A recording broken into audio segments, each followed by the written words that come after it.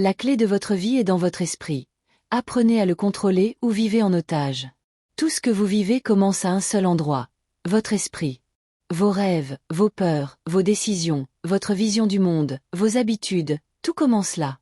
C'est pourquoi nous pouvons affirmer, en toute clarté, la clé de votre vie est dans votre esprit. Et si vous n'apprenez pas à le contrôler, vous finirez par vivre en otage, sans même vous en rendre compte. L'esprit est un outil puissant. Si puissant qu'il peut bâtir des empires, ou détruire des avenirs. Il peut vous pousser à vivre avec détermination, courage et concentration, ou vous paralyser par l'insécurité, l'anxiété et l'autosabotage. Mais voici la vérité que peu de gens disent. L'esprit ne se gère pas tout seul. Si vous ne prenez pas le contrôle, il le fait. Et, la plupart du temps, il choisit la voie la plus facile, qui n'est presque jamais la meilleure. Car le cerveau humain a été programmé pour survivre, pas pour vous rendre heureux. Il recherche le confort, pas l'épanouissement. Et c'est là que réside le danger. Si vous ne remettez pas en question vos pensées, elles deviennent vérité. Si vous ne filtrez pas vos émotions, elles vous gouvernent.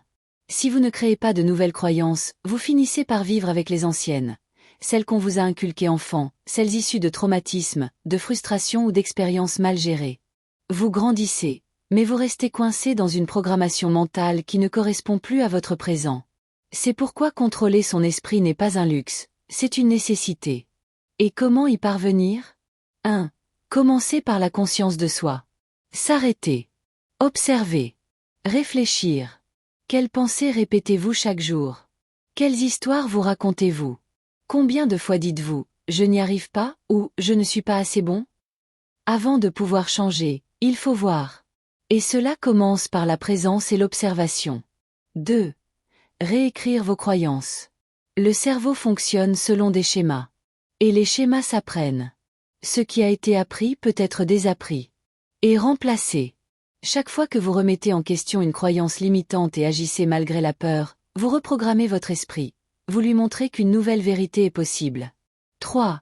Nourrissez votre esprit d'intention. Ce que vous consommez, livres, personnes, actualités, réseaux sociaux façonnent vos pensées, qui façonnent vos émotions, qui façonnent vos actions.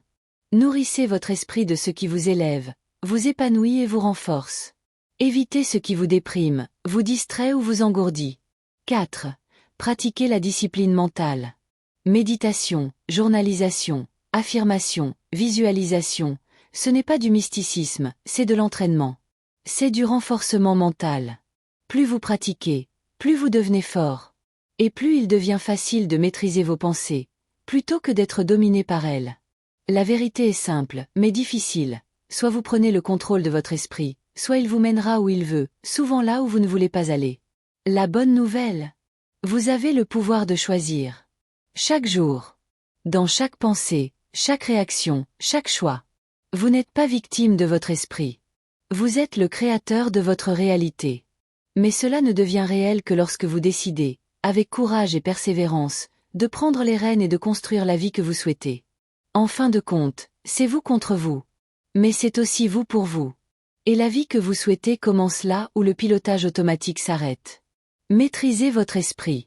La clé a toujours été avec vous.